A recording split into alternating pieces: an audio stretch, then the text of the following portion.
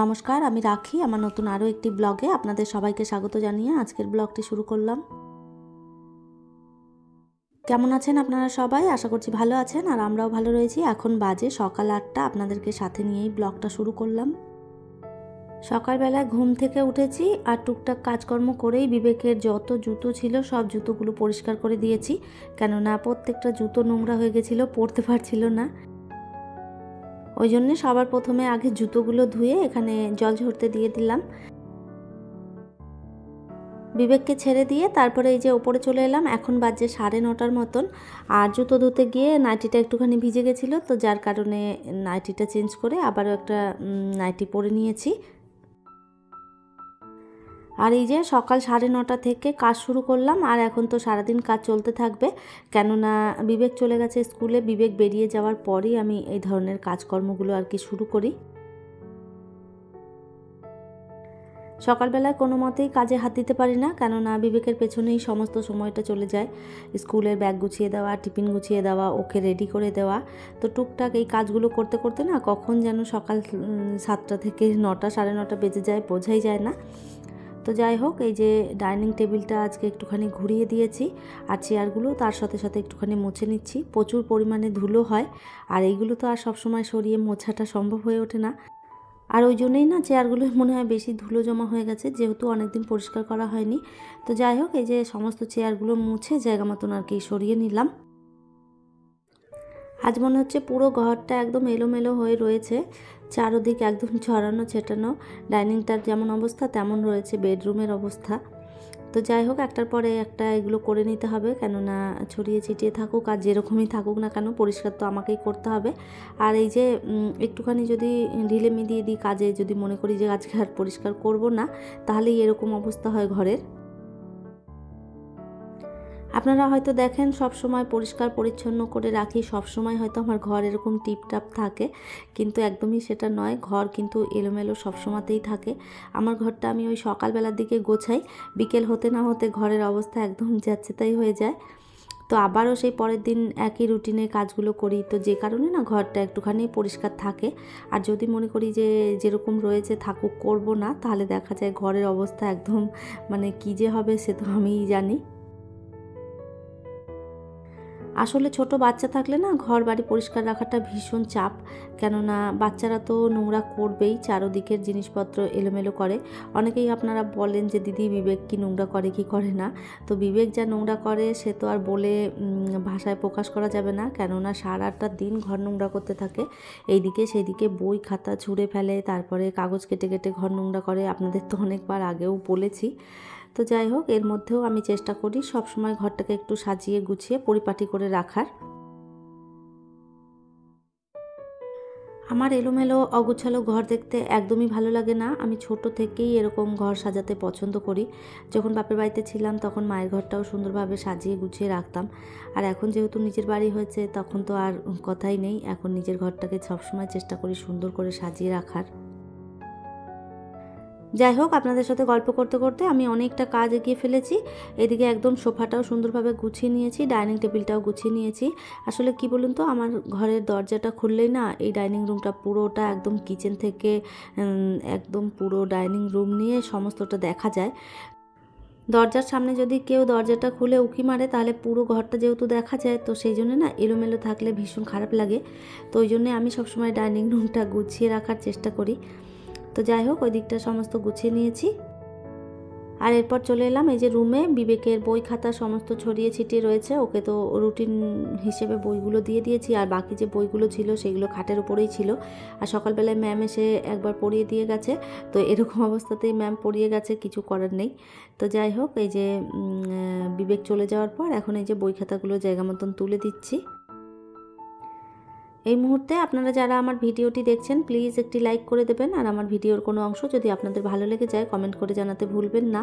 এই ধরনের ভিডিও যদি আপনারা আরও দেখতে চান চাইলে কিন্তু আমার চ্যানেলটিকে সাবস্ক্রাইব করেও রাখতে পারেন। কাজটি যারা অলরেডি করে রেখেছেন তাদের অসংখ্য ধন্যবাদ। লিপি সিম্পল ব্লগ থেকে একটা বোন কমেন্ট করেছে, খুব সুন্দর হয়েছে দিদিভাই video. Thank you so much বোন, এভাবেই পাশে থেকো। সুপ্রিয়া ব্লগস থেকে একটা বোন কমেন্ট করেছে, খাবারটা সেই ছিল। থ্যাংক ইউ বোন। বিজন পল্লবী আইডি থেকে একটা বোন কমেন্ট করেছে, খুব সুন্দর লাগলো, আর বাসন্তী পোলাও মাটন খুব সুন্দর হয়েছে। থ্যাংক ইউ সো মাচ বোন, এভাবেই পাশে থেকো। রুনা সাহা একটা দিদিভাই কমেন্ট করেছে, তোমার বাড়ি কোথায় বুনু? বাড়ির চারপাশটা খুব সুন্দর। থ্যাংক ইউ সো মাচ দিদিভাই, আমার বাড়ি ঝাড়গ্রাম। সীমা বিশ্বাস একটা বোন কমেন্ট করেছে, খুব সুন্দর। থ্যাংক ইউ সো মাচ বোন, এভাবেই পাশে থেকো। রূপা দেবী অফিসিয়াল থেকে একটা বোন কমেন্ট করেছে, তোমার ঘরের ওই রাধা কৃষ্ণের ফটোটা কিন্তু বেশ সুন্দর লাগলো দেখতে। থ্যাংক ইউ সো মাচ বোন, এভাবেই পাশে থেকো। ব্লগার তারা আইডি থেকে একটা দিদিভাই কমেন্ট করেছে, খুব সুন্দর হয়েছে বাসন্তী পোলাও খাসির মাংস, দাদাভাই চলে গেল, বিবেকের মন খারাপ হয়ে গেল। হ্যাঁ গো দিদিভাই, একদম ঠিক কথা বলেছো, বিবেকের বাবা চলে গেলে বিবেকের ভীষণ মন খারাপ হয়। তো কি আর করবে, এটা তো লেগেই থাকবে মন খারাপ, আর কিছু করার নেই।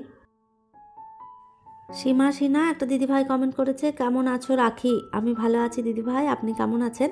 আর আপনি এটাও লিখেছেন আপনার শরীর ভালো নেই, তো ঠাকুরের কাছে প্রার্থনা করি আপনি তাড়াতাড়ি সুস্থ হয়ে উঠুন।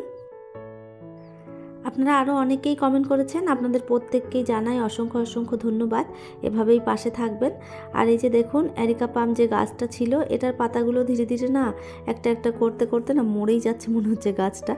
তো যাই হোক, এই যে পাতাগুলো যেগুলো শুকিয়ে গেছে সেগুলো একটুখানি কেটে দিলাম, দেখতে ভীষণই বাজে লাগছিল। তো মনে হয় না গাছটা খুব বেশি দিন বেঁচে থাকবে। তো যাই হোক, জল টল তো দেওয়া হচ্ছে, কয়েকদিন রোদেও নামিয়ে এসেছিলাম, তারপরেও গাছটার অবস্থা ভীষণ খারাপ। তো যাই হোক, এইদিকে সমস্ত ঘর গুছিয়ে নিয়ে আরও একবার ডাইনিংটা ভালো করে ঝাড়ু মেরে নিলাম। ঘরটা ভালো করে ঝাড়ু মেরে নিয়েছি, আর এরপরে চলে যাব, কয়েকটা গাছ রয়েছে ঘরের ভেতরে, সেইগুলোতে একটু একটু করে জল দিয়ে দেবো, কেননা ভেতরের গাছগুলোতে না খুব বেশি জল দেওয়া হয় না। আর এগুলো যেহেতু ঘরের ভেতরে থাকে, তো সেই জন্য মাটিটা ভেজাই থাকে, খুব বেশি শুকনোও হয় না। তো যাই হোক, আজ অনেক দিন পর গাছগুলোতে একটুখানি জল দিয়ে দিলাম। এইদিকে একটা রয়েছে মানি প্লান্ট, এটাতেও দিলাম। আর এইদিকে জানালার উপরেও একটা গাছ রেখেছি, এটা কি গাছ আমি ঠিকঠাক জানি না, এখানেও জল দিয়ে দিলাম। তো যাই হোক, এইদিকে তো টুকটাক ঘরের ভিতরে যে গাছগুলো ছিল সমস্তটাই জল দিয়ে দিয়েছি। আর এরপরে যাব হচ্ছে বেলকনিতে, ওখানে যে গাছগুলো রয়েছে তারও অবস্থা খারাপ। এগুলোতে প্রায় প্রত্যেক দিনই জল দিতে হয়, আর এখন যেহেতু একটুখানি রোদের তাপটা বেশি, তো যে কারণে না গাছের গোড়া মনে হয় যেন আরও বেশি শুকিয়ে যাচ্ছে। আর এরপরে তো গরম পড়ে গেলে আরও দুবেলা করে হয়তো জল দিতে হবে, তখন একবার সকালে একবার বিকেলে দুবেলা করে জল দিই। তো যাই হোক, গাছগুলো মনে হয় যেন একটুখানি তাজা থাকলে না দেখতে বেশ ভালো লাগে। আর আমি গাছ তো ভীষণ পছন্দ করি। আর আপনারাও অনেকেই কমেন্ট করেন যে দিদি আপনার গাছগুলো খুব সুন্দর। তো যাই হোক, চেষ্টা করি যে গাছগুলোকে বাঁচিয়ে রাখার। আর এখন যেহেতু শীতকাল চলে গেছে, তো এখন তো আর সেরকম ফুল একটা পাওয়া যাবে না গাছে, এই গাছগুলোতে আর ফুল হবে না। এই যে গাঁদা ফুল টুল যেগুলো ছিল সেগুলো সমস্ত ফুল ফুটে না শেষ হয়ে গেছে। গাঁদা ফুল, চন্দ্রমল্লিকা, এইগুলো তো সব ফুল যা দেওয়ার দিয়ে দিয়েছে। এরপরে ভেবেছি ওই গাছগুলো তুলে দিয়ে তারপরে কয়েকটা গরমের যে গাছ রয়েছে সেইগুলো আর কি নিয়ে এসে আবারও লাগিয়ে দেবো। যাই হোক, ওইদিকে সমস্ত কাজ বাজ গুছিয়ে ঘরটা একটুখানি মুছে নিয়ে তারপরে স্নানটা করে নিয়েছি। তো এরপরে আমি যাব ঠাকুরের বাসন মাজতে, কেননা এরপরে রয়েছে পূর্ণিমা পুজো। তো ভেবেছি কালকে পূর্ণিমা পুজো রয়েছে, আর আজকে আমি সমস্ত বাসনটা মেজে রাখবো, নাহলে দেখা যাবে যে অত বাসন মেজে পুজো করতে খুব অসুবিধা হবে। আর আজকে হচ্ছে মঙ্গলবার, এটা হচ্ছে মঙ্গলবারের ভিডিও। তো মঙ্গলবার দিন যে ভিডিওটা আমি করেছি সেই দিনই রাত্রেবেলায় আর কি পূর্ণিমাটা লাগবে। তো রাতে আর পুজো করব না, আমি পুজোটা বুধবার দিন। পূর্ণিমা পুজোয় আমার অনেক বাসন মাজতে হয়। তো যাই হোক, এই যে বাসনগুলো সব মেজে নিয়েছিলাম, আর এরপর একটু একটু করে ধুয়ে নিচ্ছি। আর পিতলের বাসন মেজে তারপরে ধুয়ে যদি আবারও শুকনো কাপড় দিয়ে মুছে রাখা হয়, তাহলে দেখা যায় বাসনগুলোতে সেভাবে দাগ পড়ে না। আর যদি ধুয়েই রেখে দেওয়া হয় না, তাহলে দেখা যাবে কাল সকাল হতে হতে আবারও সেই জলের দাগে কীরকম একটা দাগ দাগ হয়ে যায়। তো ওই জন্যে আগে সমস্তটা ধুয়ে তুলে নিলাম, এরপরে শুকনো কাপড় দিয়ে আর কি ভালো করে এই যে মুছে নিচ্ছি। একা ঘরে কাজ করতে করতে মনটা না ভীষণ খারাপ লাগে, তো ওই জন্যে আমি আমার ফ্রেন্ডকে ফোন লাগিয়েছি। আমি আর মিঠুদি সারাক্ষণ এরকম ভিডিও কলেই কথা বলি বেশিরভাগ। তো ও ভিডিও কলে কাজ করতে থাকে, কথা বলতে থাকে, আর আমিও সেটাই করি। তো এরকমভাবে দুজনেরও সময় কেটে যায়, ও বাড়িতে একা থাকে আর আমিও একাই থাকি। তো যাই হোক, এই যে বাসনগুলো মেজে নিলাম, এরপরে ভালো করে মুছেও নিয়েছি। অনেকটা বেলা হয়েছে, এখন বাজে প্রায় ওই 1টা থেকে 1:30 মতন হবে, কেননা অনেকগুলো কাজ করেছি। বিবেকও চলে গেছে স্কুলে, এরপরে দুপুরে রান্না বাকি রয়েছে। তো যাই হোক, এইদিকে ঠাকুরের বাসনগুলো আমার পুরো মাজা হয়ে গেছে, আর মেজে ভালো করে শুকনো কাপড় দিয়ে মুছে নিয়েছি। জানালার উপরে এইখানে রেখে দিলাম, এখানটা একটুখানি রোদ পাবে। তো যাই হোক, এই যে এরপরে যাব আমি, দুপুরে রান্না বান্না বাকি রয়েছে, সেটাই করব। আর এই তো এখন বাজে বেলা 1:30 মতন, আর আমি 1:30টার সময় এখন রান্না বসিয়েছি। আসলে একাই রয়েছি তো বাড়িতে, আর বিবেক আস্তে আস্তে স্কুল থেকে সেই 4টে বাজবে। তো বেশি তাড়াতাড়ি রান্না করলে খাবার একদম ঠান্ডা হয়ে যায়, শীতকাল এখনও যেহেতু রয়েছে, তো ঠান্ডা খাবার একদমই ভালো লাগে না খেতে। তো ওই জন্য একটুখানি দেরি করেই বসালাম, সমস্ত কাজ বাজ সেরে নিয়ে তারপরে রান্না করছি। আর আজ আর খুব বেশি রান্না করলাম না, ওই বেগুন ভাজা, ডাল আর তার সাথে পাঁপড় ভাজা। তো এটা দিয়েই আজকে দুপুরের খাবার হয়ে যাবে। রান্না হয়ে গেছে আমার কমপ্লিট।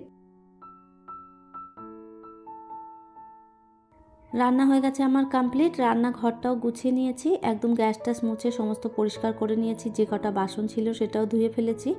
আর এখন বাজে প্রায় ওই 2:30টার মতন, আর আমি খেতে বসে পড়লাম। বিবেক এখনও আসতে দেরি আছে, তো আমি খেয়ে নিই, তারপরে বিবেক এলে ওকে খাইয়ে দেবো। মোবাইল দেখছি আর তার সাথে খাবার খেয়ে নিচ্ছি। তাহলে চলুন, আমার আজকের ভিডিওটা এই পর্যন্তই। ফিরবো নতুন ব্লগ নিয়ে। ততক্ষণের জন্য সবাই ভালো থাকবেন, সুস্থ থাকবেন। আবারও দেখা হবে নতুন একটি ব্লগ।